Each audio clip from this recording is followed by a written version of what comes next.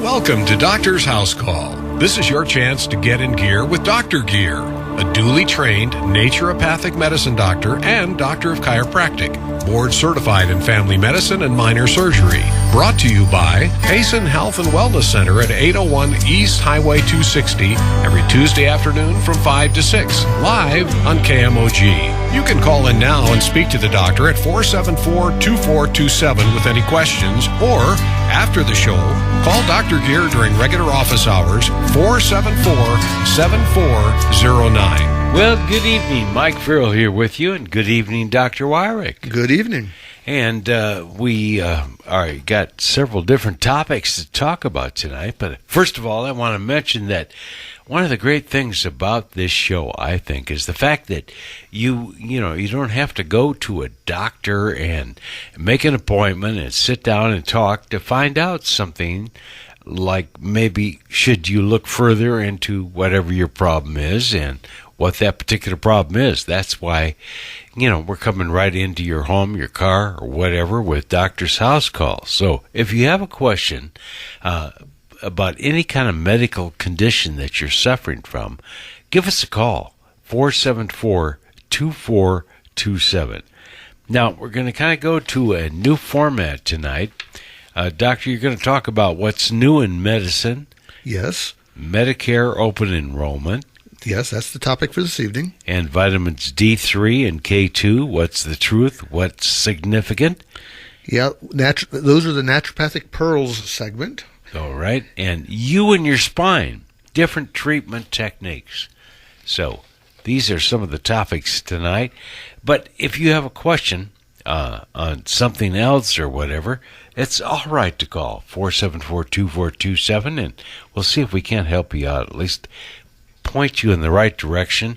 If Dr. Weyrich can't help you, then possibly we can suggest where you could go to get help. I want to ask you before we get going, what's the latest on Dr. Gear's health conditions? Okay, well, he continues to do rehab down in the valley. He has, in the past week, been up here in Payson twice at his home briefly and in the office briefly. And he's talked to our office staff. I wasn't here when he happened to come in, but it's confirmed that he's coming up to Payson now. We don't know when he is coming back in the role of a doctor. I'm continuing to help his patients, and we are actively recruiting new patients as well. And later in the show, I'll talk about some of the services that we're currently offering. And I've heard some suggestion that we're closed or that we've sold our patient list or something like that. And to the best of my knowledge, all of that is what do they call it? Scuttlebutt, which is just rumor and so forth. It's not substantiated. I'd be the first to know, I would think, if any of that had happened. But our doors are open, and our current this week we're open 2 days. Next week we expect to be open 3 days out of the week, and actually our business is increasing. So if you have seen Dr. Gear in the past and liked what he did, come in for a free 15-minute consult with me, and I'll tell you what I think I can do for you to continue Dr. Gear's treatment plans, and we'll take it from there. All right. And the phone number to call to make a free 15-minute appointment or to schedule an appointment, do you have that handy? 928-474-7409. Okay, so moving on now. Again, I'm very optimistic about Dr. Gear's future, and I expect to be working with him in the future, but it's too early to say exactly when. So, what's new in medicine? So this time of year is Medicare open enrollment time. So most people have heard that news if you are eligible for Medicare, but there's some things that people are surprised about after they enroll.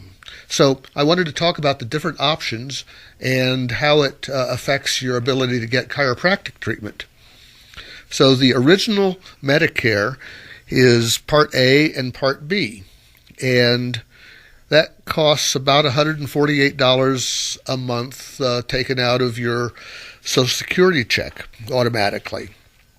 And then there's an optional Part D that covers drugs, and there's optional what are called supplemental care plans, or also called Medigap, which will pick up copays. It doesn't expand the services beyond what Medicare covers, but it does take care of the copays and deductibles, and that costs extra, and there's a number of different plans out there that will do that.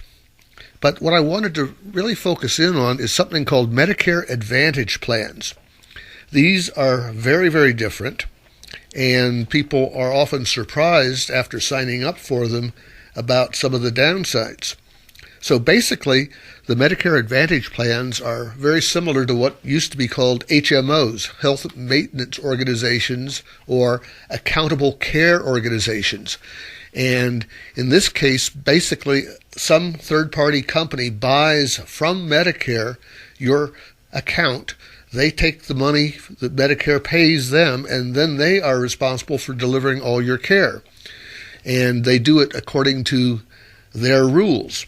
And their rules, generally speaking, say you have to see the doctor that they choose and the doctor that they are contracted with. Now, as far as I know, there is no doctor in Payson that contracts with any of the Medicare Advantage plans to provide chiropractic service. So if you happen to sign up for a Medicare Advantage plan, expecting to get chiropractic care, I don't think it's going to work. So if you're considering a Medicare Advantage plan and you are concerned about keeping your choice of doctor, and especially being able to see a chiropractor under your Medicare plan, make some very pointed questions about what doctors in the area will provide chiropractic care.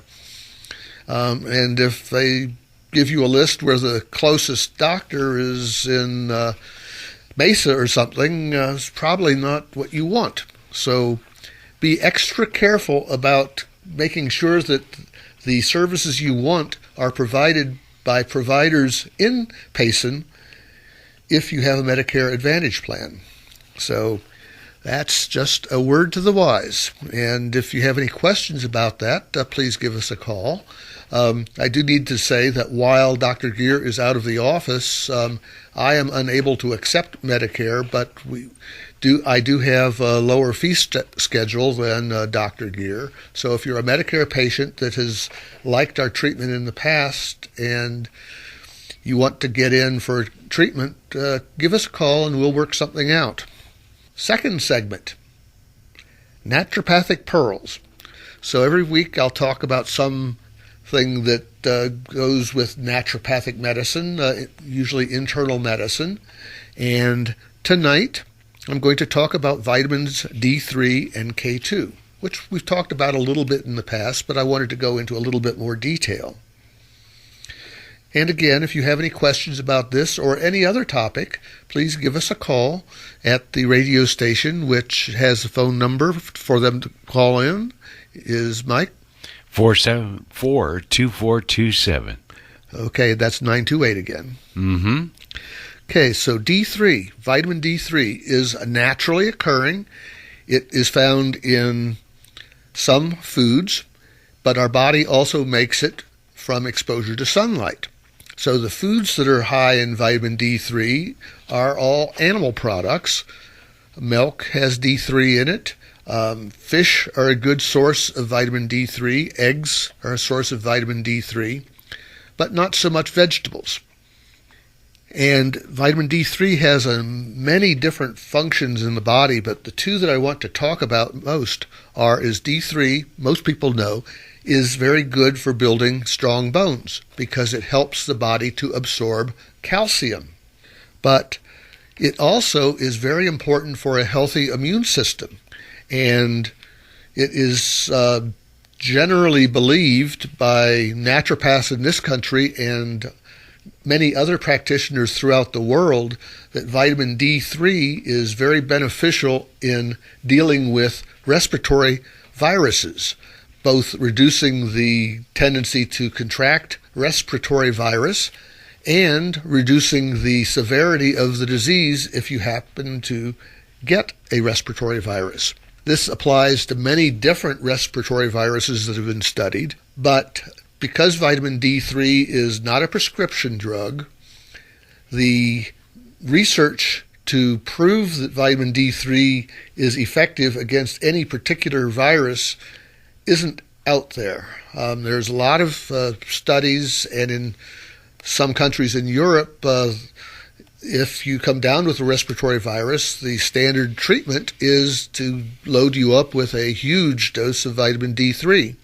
In this country, that could be done, but it most likely, if you go to a natural medical provider like myself, I'm a naturopathic medical doctor, the doctor will recommend a pretty large dose of vitamin D3 compared with what the USRDA is.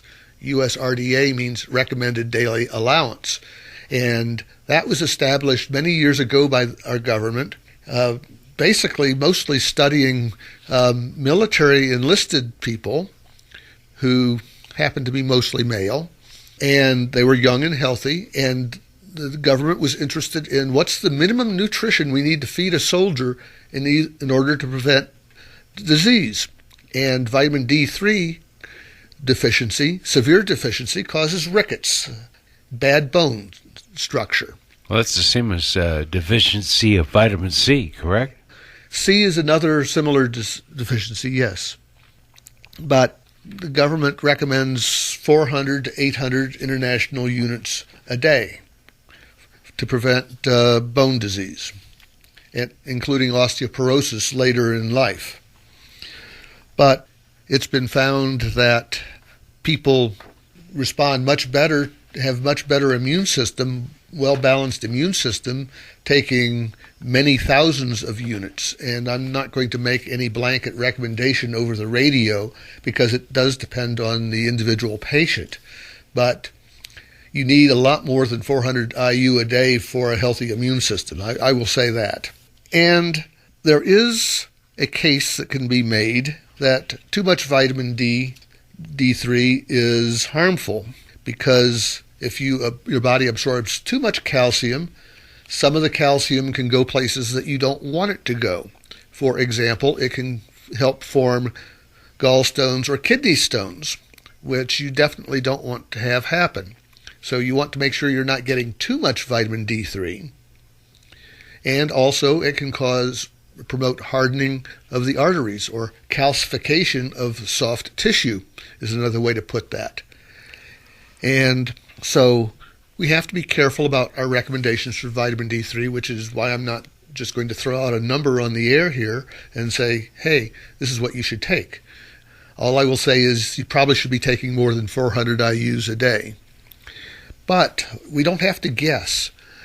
There are blood tests, simple blood tests, not too expensive, that can be used to evaluate how much vitamin D3 is in your body, whether you have a minimum amount, below the minimum necessary, or a good amount, or too much.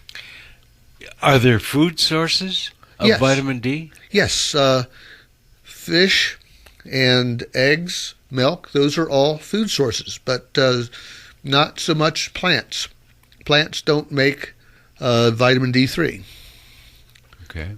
There is a fungus that makes something called vitamin D2 that is suitable for vegans that don't want animal products, but your choices are the prescription D2, which is made from a fungus, or the D3, which is normally made isolated from animal sources. And then there's a third option. And that third option is get some sun exposure, because your skin automatically converts cholesterol into vitamin D3. And the The more sun exposure, the more vitamin D3 you get. Now, how much sun exposure do you need to get enough vitamin D3? Well, that's arguable. How much sun exposure is too much before you start getting skin cancer? That's arguable. So all of these factors prevent me from wanting to give you, this is how much you need, this is how long you need to be in the sun, and so forth. But one of the important variations is genetic. It is well known that people of color, the more color, the more this applies, but people of color don't make as much vitamin D3 from the same sun exposure because the darker pigmentation of their skin protects them from getting sunburn and skin cancer, but it reduces the efficiency of making vitamin D3. So it's a trade-off that God or Darwin or whatever made in designing the human being, that people with darker skins tolerate more sun exposure, but they need more sun exposure to get the same medical result. And what can I say?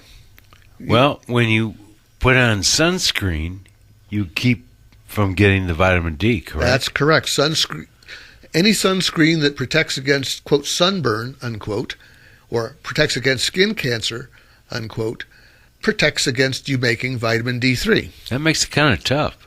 So I heard a suggestion that one of the best things to do is use morning sunlight, like 20 minutes or so before noon, when it's not quite so intense. Well, and then put your sunblock on.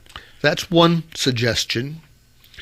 The suggestion that I have is get as much skin surface exposed to the sun for the shortest time necessary to make the vitamin D3. So you're right, in the morning you don't get as much of the harmful radiation, but you don't get as much of the good radiation either. So it takes longer to make an adequate amount of vitamin D3. So the best way to get the optimal D3 without getting too much sun exposure is to expose as much of your body skin as possible for a relatively short time. That way no particular part of your skin gets too much sun, but the overall effect of the whole body getting sun is you get a lot of vitamin D3. That makes sense, but if you can't do that, the best thing, I guess, is take a supplement, huh? Yes, and everyone could get the supplements. The supplements are not expensive, but there's something else I want to talk about when we start talking about supplements. There is vitamin D3 that's readily available in many stores, but there's another vitamin that you want to take at the same time that you take vitamin D3, and that is vitamin K2. And there are many products. We have been selling one product in our office to our patients. We're currently out of stock on that. Don't know when we will get more in stock, but you can get it from other sources, and that is a combination of D3 and K2. Now, the importance of K2 is that it tells the calcium that is absorbed into the body because of the D3, it tells the calcium where to go. Where do we want calcium to go in the body? We want it to go into the bones and teeth. We don't want it to go into the soft tissue or into the kidneys. So the K2 protects against these downsides to taking too much D3. So it's very important, if you're taking higher doses of vitamin D3, that you also take the vitamin K2. Now, vitamin K2, I've heard that really helps your skin. To some Is extent. that true? Yeah. It might. It's not one of the things that comes to my mind. But there's more than one kind of vitamin K. Obviously, if there's a K2, there probably is a K1. So there is a difference between the K1 and the K2. the K1 is important in blood clotting mechanisms. And many cardiac patients that have arrhythmias, for example, are put on something called warfarin, which reduces blood clotting. Now, vitamin K1 promotes blood clotting and interferes with the action of warfarin. So a lot of older patients that are on warfarin express concern that if they take vitamin K2, it will mess with their warfarin.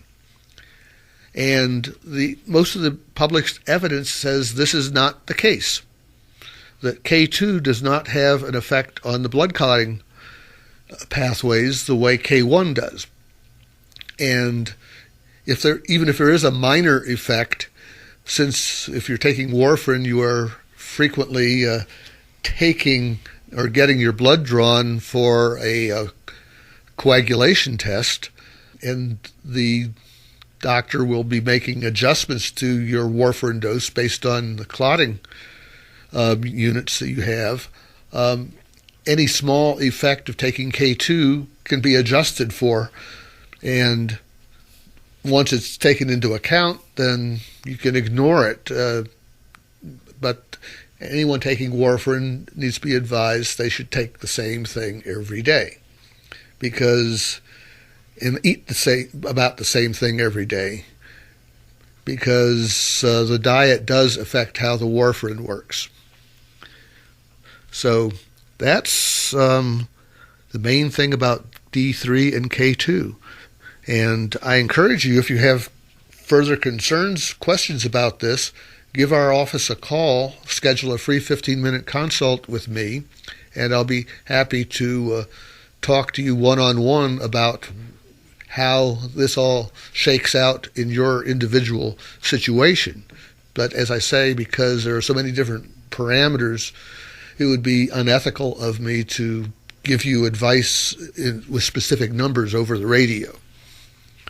And, oh, by the way, one other correlation with vitamin D3 and sun exposure, there are a number of autoimmune diseases that seem to be associated with vitamin D3 deficiency. One of those is multiple sclerosis, MS. And it has been noticed that people living closer to the equator tend to have less MS than people living closer to the poles, the North Pole or the South Pole. In other words, higher latitudes have increased risk of getting autoimmune diseases like MS. And this is associated with less effective sun exposure, because the farther north you go, the less intense the sunlight is. Now, this is an example of an association, not a proof of causation, but it's fairly well accepted that in this case, the cause actually is reduced sun exposure in the northern climates. And looks like we have a caller. Caller, go ahead. Hi. Let me get away from my computer here where it's going. I have a question about D3. I hate to take you away from the discussion that you're in right now, but I have a question about D3. Go ahead. I have a multivitamin that I take 800 milligrams a day of D3, and then D3 itself I take 800 milligrams a day. But then I have Citracal Petite, which is a brand name of a calcium that I take, and it just says vitamin D, 500 IU in 2 capsules. It's probably... Would that be D3? It's most likely D3. Okay, that's but what I want to know. The numbers you gave me add up to less than I normally recommend.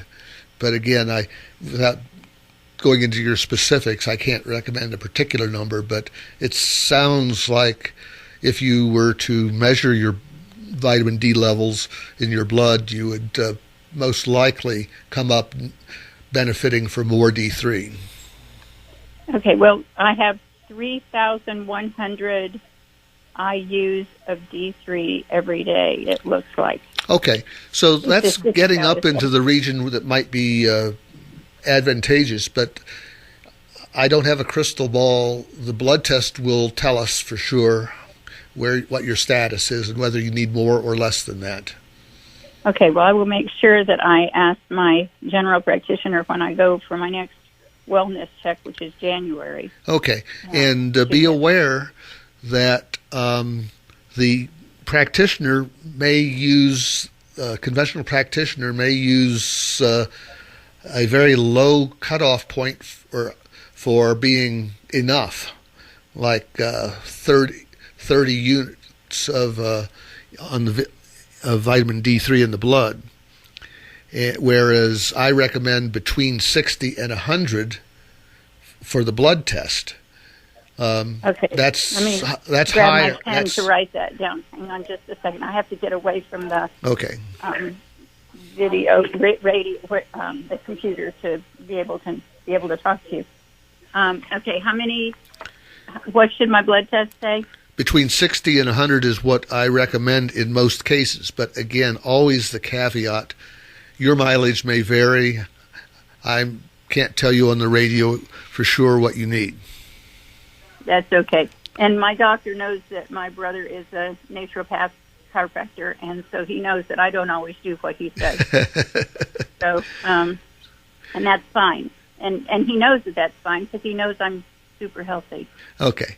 So get the blood test. I really appreciate your program. You have such good information. Thank you. Great. Very, very much. Well, thanks for the call. I'll let you get back to your other discussion. Okay. It's interesting. Thank you very much. Bye-bye. And if you do get the blood test and if you're not sure how to interpret it, make a 15-minute free consult appointment with me, and I'll be happy to go further into that. I will. Thank you very, very much. So next segment that I'm going to be talking about on a regular basis is entitled, What is Truth? And what I'm going to talk about in general are various things that people get confused about. They haven't been taught in school how to think clearly in some cases about certain situations. And so today I'm going to talk about what does significant mean, because we hear that in a lot of scientific discussion and medical discussion. Last week we talked about in the What is Truth section, didn't call it that, but we talked about the difference between causation and association, which is a critically important concept that I'll come back to more than once. Last time we talked about the rooster crowing causing the sun to come up, whether that's a sound scientific reasoning or not. But tonight, what is significant? Well, there's sometimes people just talk about whether something is significant or not. And so colloquially, I could say significant. Something that's significant is something that you would want to write home about and tell your friends about. It's something that you find important to know. But that's not the only meaning of significant. So today I want to discuss the difference between statistical significance and clinical significance. So let's talk about clinical significance first. So usually when people are talking about some medical experiment giving a significant result, they're talking about statistical significance rather than clinical significance. But a clinical significant is when we do some study and we determine that the benefit or the harm is big enough to be important. Now, how big is that? Well, beauty is in the eye of the beholder. Importance is in the eye of the beholder. But let me throw out a couple examples. Suppose that I have a pill that if you take it, it will reduce by 2 points or more your pain on a 0 to 10 scale. We were talking about clinical significance, and I suggested if we have a pill that will reduce your pain from an 8 to a 6 out of 10, for example, that's not great, but it's worth your while to take that pill, perhaps. And so we would say that's clinically significant. Whereas if on average that's a different pill dropped your pain score from 8 to 7.5, you might not be so excited and write home telling your friends and family how great this pill is. So it's subjective what is clinically subjective, but it's something that the patient is going to say, wow, that really helps me, as opposed to, maybe it helped a little bit, but I'm not really sure. Or there are drugs out there that are intended to prolong life by reducing heart attacks and cardiovascular disease. But what if I told you that if you take this pill for the next 20 years, you will live 1 month longer? Does that wow you and say, hey, where can I get that pill? Sign me up? Or is that sort of a blah response? Yeah, so that's what we mean by clinical significance. And it's what we're really interested in. Is it enough to make a real difference? And then there's statistical significance. And this is mathematical, and I'm just going to give the major concept. I'm not going to go into a mathematical dissertation on the details. But everything we measure in science has some uncertainty. If you were to take 100 pennies and throw them up in the air and count how many pennies were heads up and how many pennies were heads down. Mike, how many pennies do you think would be heads up if I threw 100 pennies up in the air? Well, half of them. Yeah, 50 heads, 50 tails. That would be what you would expect. But if you do that, it might be 47 and 53. True. And if you keep doing it, the average will get closer to exactly 50-50. But what I'm saying is if you have a relatively small sample, you have more uncertainty because there's more random error that can creep in. And so if you take 10,000 pennies and throw them up in the air, you expect to come very, very close to a 50-50 between the 5,000 heads and the 5,000 tails. And so as the study number increases, you get more power to say, yes, this is a real observation, or no, this is just random error. And so if you have enough, and mathematically we can calculate exactly how many pennies you have to throw up in the air to determine whether or not we're 95% sure that the pennies are fair. Because if you have loaded pennies, one side could turn up significantly more than the other, and it's not random. And there are mathematical tests for this. But in medicine, usually when they say that there is a significant benefit from a drug, they are talking about there is a statistical benefit that says we're 95% sure that this drug is better than placebo. Doesn't say that it's really a lot better. It just says that it's different from placebo. And what does that tell you? Well, it means that there's a real effect there, but it doesn't tell you how strong the effect is. And what patients want to know is how strong is the effect? Is it going to lower my pain score from 8 to 4, or is it going to lower my pain score from 8 to 7.5? And statistical significance doesn't tell us which. And so that's a bit of a problem if you don't understand the difference between clinical significance and statistical significance. So all these drug companies that are advertising drugs on TV saying that there's they've been shown to be significantly better than nothing, which is basically what they're saying. They're not telling you how likely it is that it's actually going to be of significant help to you. It's just that they're sure that it's not just a random thing, that there really is something going on. And so be a little careful about interpreting claims that something is significant. What kind of significance? And exactly what are they saying is significant?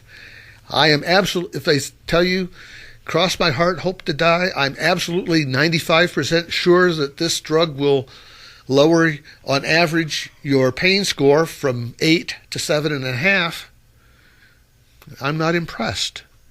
If somebody says this pain pill is going to lower your pain score from 8 to 4, and I'm 95% sure of that, sign me up after I read about what all the side effects are. And the same is true for chiropractic treatment or any other possible treatment, medical treatment that you get. Or if you're talking about climate change, if they talk about some significant effect, are they talking about a statistical effect that may be so small that it's not worth talking about? Or are they talking about something that's really life-changing? You have to define exactly what they're talking about. And unfortunately, the news media is not very good at drilling down and telling us what kind of significance it is and fleshing out the details that help us understand and make a real decision. So that's our What is Truth segment for tonight. And if you have any questions about that, please be free to call in. Our last segment, You and Your Spine.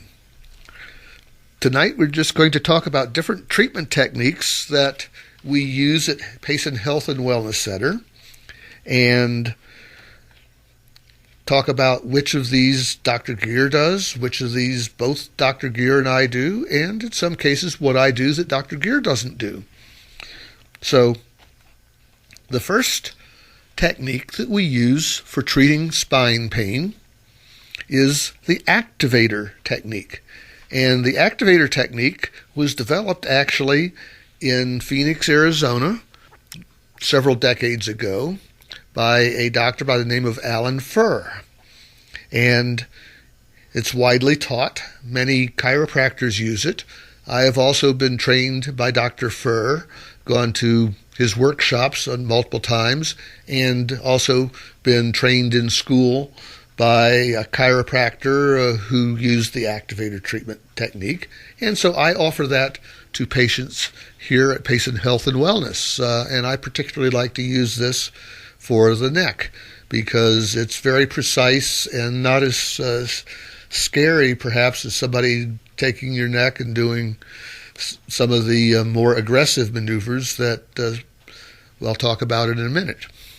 I don't like using the Activator neck for low back pain so much because I find that other techniques are more effective for the low back, but for the neck I really like the Activator technique. And then we have a technique that is used by a lot of chiropractors and other practitioners who do physical medicine called the Diversified Technique. And this was developed by a chiropractor by the name of Palmer. And this is usually what Dr. Gear uses. And it is more effective at moving bones, but perhaps sometimes people get claustrophobic about some of the maneuvers because they're somewhat intense, but very effective. And so that's another technique, and that includes things like high velocity, low amplitude thrusting, where doctor takes his hand and positions it in a particular area of the spine and then makes a quick push thrust, moving very fast but not moving very far. And that will make a very calibrated motion of the bones, which can break up various congestion and subluxations in the bones. There's also a technique that Dr. Gear and I use. One technique is the anterior thoracic move, which is, most patients relate to it as a bear hug. And that is, again, very effective. And personally, I really like to have Dr. Gear that to my back because it really helps my back. And then we have what's called a body torque maneuver, which is variously called the Pretzel Roll or the $1 Million Roll. It's called the $1 Million Roll because the developers of it said that after you get this treatment, you'll feel like $1 million. And the cynics say that chiropractors say that because they make $1 million by doing it. But it is a very effective technique for dealing with low back issues and sciatic issues. Both Dr. Gear and I do that, but I'm limited in my size, and so I only do the anterior thoracic motion and the body torque maneuver on relatively small people. But they're all very effective techniques. And then Dr. Gear uses what's called a McManus table, and he developed special techniques on the McManus table, which he calls manipulative surgery, but he's not doing any cutting or anything. He'll talk about how manipulation means moving bones and surgery means doing something by hand. So this is actually, the table is actually called the McManus table, and as far as I know, we are the only office in Payson that has a McManus table, and probably there are 2 other McManus tables elsewhere in Arizona. So it's really our specialty. And Dr. Gear developed the technique and has trained me in the technique. I, again, do it in a more gentle way than Dr. Gear does. So anybody that has had Dr. Gear explain what he does or maybe experienced what Dr. Gear does and decided that it was too intense, it's very effective, but it can be intense. I have a modified technique from Dr. Gear that is much more gentle. And some of the patients that Dr. Gear was treating, I have been treating in Dr. Gear's absence, and they are quite happy with the way I do the McManus table, or the manipulative surgery table, as Dr. Gear calls it. Then we have what we call physical modalities, which are various things that treatments that enhance the manipulation, but are done with various devices. We have what is technically called cervical intermittent traction, or more commonly called the roller table, which has a roller that flexes your spine, helps mobilize your spine, add more mobility to your spine, and the machine at the same time gently pulls on your waist and neck to open up your spine in a very controlled manner, and we control the intensity so that it isn't too much, and that's very popular with a lot of our patients, and it's a useful adjunct before doing spinal manipulation because it tends to loosen the body up, relax the spine, so that when myself or Dr. Gear go to actually move the spine using one of the Activator or the Diversified or the McManus, we can get better motion, a better treatment with less strain on the patient because it's the tightness that causes the pain. So anything we can do to reduce the tightness before we try to move the bones is in the best interest of the patient. Then we have what is called diathermy, which is a special electrical treatment that in Greek literally means heating through. And so what this is a device that uses radio frequency waves of a frequency that's safe for the body, that causes deep heating of the spine, gets the blood flowing throughout the spine, helps drain congestion, and relaxes the body again prior to doing a spinal manipulation. And this is very popular with patients, and we actually have patients that come in only for the diathermy. They like it so much, they find it so beneficial.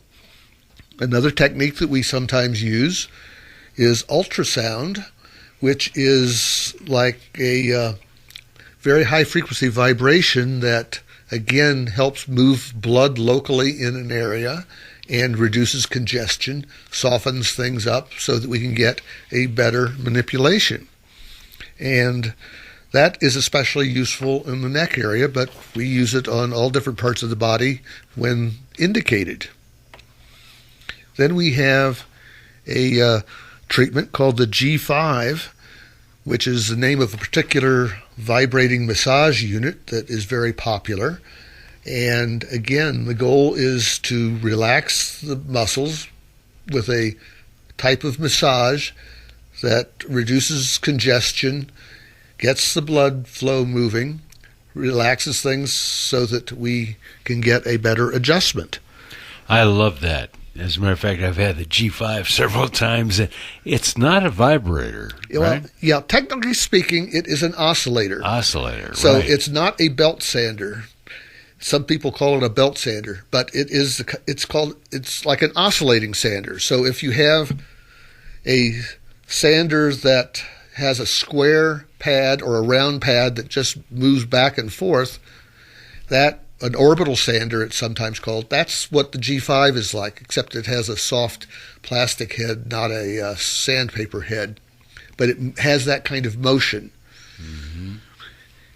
I notice when I get, when I have that G5 treatment and then have a adjustment, the adjustment goes much smoother. Yes, that's my point. The intermittent traction, the diathermy, the ultrasound, the G5 are all ways of softening the patient up prior to the adjustment. And which one we choose for a particular patient, we base that on individual judgment when we have our hands on the patient in the office and we can feel what's going on. All right. Makes sense. And we also, from time to time, have manual massage where we have someone going in and very specifically moving certain muscles and so forth to relax conditions. Another device that we use is called a skenar, and this is a device that has very specific electrical signals. That's technically a very sophisticated TENS unit that is programmable to different frequencies and different powers. And we use it normally at a much lower power than a TENS unit, but because it's frequency specific for different complaints, it can be very helpful. And I use it as a handheld unit or can use it in conjunction with acupuncture, which is another modality which I am trained in and I do as well. So those are the main modalities that we offer. And as I said, if Dr. Gear does it, I can probably do it too, but I'm not as big as Dr. Gear.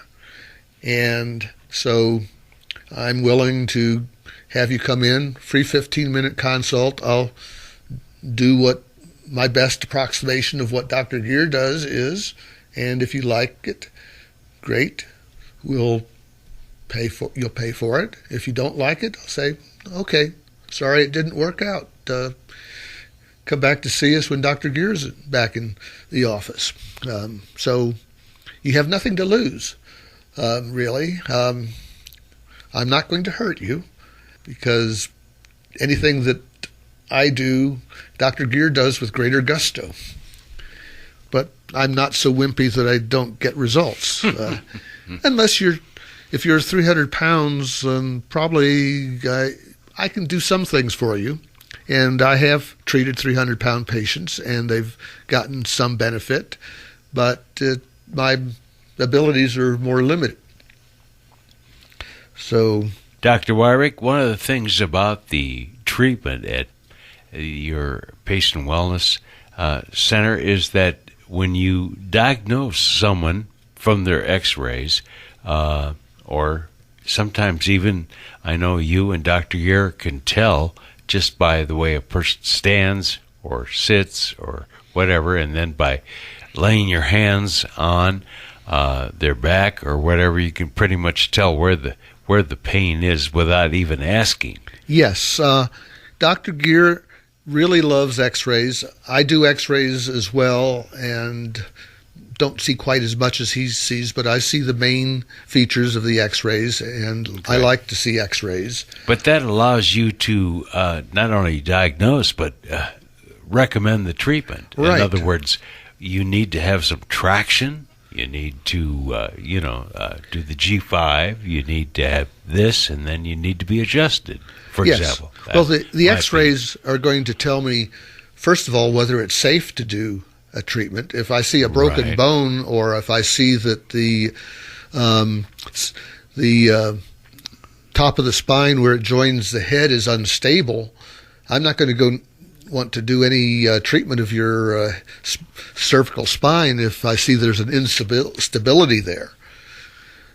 But if I see that a particular area of the spine is immobilized with screws, I'm not going to try to move that. But I will, if I see that another part of the spine is just locked up with what we call fixations and subluxations, then I'm going to recommend spinal manipulation and maybe other modalities as well. So a lot of information can come from looking at the set of x-rays. And the way Dr. Gehr and I do x-rays is we prefer that you do it in a particular way. And it looks like we have a caller.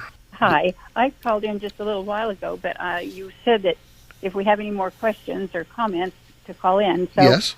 I do have a thought that the chiropractor helps me so much by adjusting my spine, but also I can take part in making my body healthy by then utilizing the muscles that are connected. Well, everything's connected to each other in the body. And if I exercise my muscles correctly, yes. And I've studied physical education. I'm a PE teacher. Okay. And if we exercise the muscles, then it's more likely going to hold our body in the right position if the chiropractor has put it in the correct position, and then it'll hold it there if the muscles are toned. I'm not sure what to call it. Okay. The muscles Can you talk on that? Yes, yeah. The muscles that you're talking about are what are called the core muscles that go up and down mostly on the spine, and they help hold the spine in place. Without the muscles and ligaments surrounding the spine would be very weak. If you come by KMOG and look in our backyard, you'll see that we have radio antenna towers. And if you look closely, you'll see that there are a number of what are called guy wires that go from the different parts of the antenna down to the ground. And those are what keep the radio antenna tower from just bending and folding and collapsing. And so it's exactly the same technology with the spine. And those are the core muscles. And there are very specific exercises that are useful for exercising those core muscles. I've been told that walking is one of the best exercises we can do, that our bodies are made to walk. Is that correct? Yes. Hippocrates said many things, and one of the things that Hippocrates said, something like 3,000 years ago, was that walking is the best exercise. He also said, Dr. Gehr is fond of quoting, he also said that look first to the spine for the cause of disease. And he also said, let your food be your medicine, and let your medicine be your food. So Hippocrates was really a great naturopathic doctor. He was just a little bit before his time. Yes. Well, thank you so much for educating us on what we should eat. and what supplements maybe would be helpful because we can't always get the nutrients we need. But also, I like the way you're encouraging people to get exercise and keep those wires strong so that it can hold up the tower. And I've been encouraged to walk at least 2 miles a day. And it doesn't have to be fast walking. Right. And it doesn't have to be high energy at all. Right. Like we're taught when we're teenagers. But as a senior citizen, I walk, but I walk more slowly now, but I still walk. And I stand tall when I walk. I don't just walk in a relaxed manner. I try to stand tall. And also, I try to sort of march, kind of picking up my knees. And I notice that does something differently to my core muscles, my abdominal muscles, the torso muscles. Yes. When I pick up my knees, it makes them work better in a better way. I have another suggestion. Can you talk to that? Let me go one further. Dr. Calais, who wrote a whole series of books on spinal health, different parts of the body, he wrote a book recommending exercises for senior citizens, and I can't remember the exact term he uses, but he wants you to walk with your whole body, swing your arms back and forth, and not just march, but stretch your legs out and get your whole body moving with every stride. But on the other side, for safety's sake, I'll say start slowly and talk to your doctor about what your maximum safe heart rate should be, and don't ever exercise to the point where you get out of breath and have difficulty carrying on a conversation. Okay, thank you. That's about all the time we have tonight. Let me remind everybody that I have a website, Dr. Weyrich, that's DrWeyrich.com, and I have a considerable amount of information on a variety of subjects, including archives of some of the radio shows here and additional supporting information that I didn't put on the radio, pictures and so forth in some cases. And again, if you go to drweyrich.com, look at the multimedia archive, you'll find that information as well as a whole lot of other stuff. So there's that. I encourage you to follow up on that. And so, Mike, you want to close us out? All right. Once again, that number to call is 928-474-7409. And you're there to do your consult and to help people out. And it really works good. All the different modalities that you have there, from the traction to the G5 to, the massage, it really does help. If you have spinal problems, I highly recommend you check with Dr. Weyrich and Payson Health and Wellness. They're located right there on Highway 260 next to the VFW. Is it the VFW or American Legion? American Legion. It's called the American Legion. Yeah, all American right. Legion, Post 69. All right. So, be back next week, same time, same station. You've been listening to Doctor's House Call, aired every Tuesday afternoon from 5 till 6 p.m. To call Dr. Gear after the show during his business hours at Payson Health and Wellness Center, 801 East Highway 260, call 474-7409 or go to his website, drbobgear.com. That number again, 474-7409.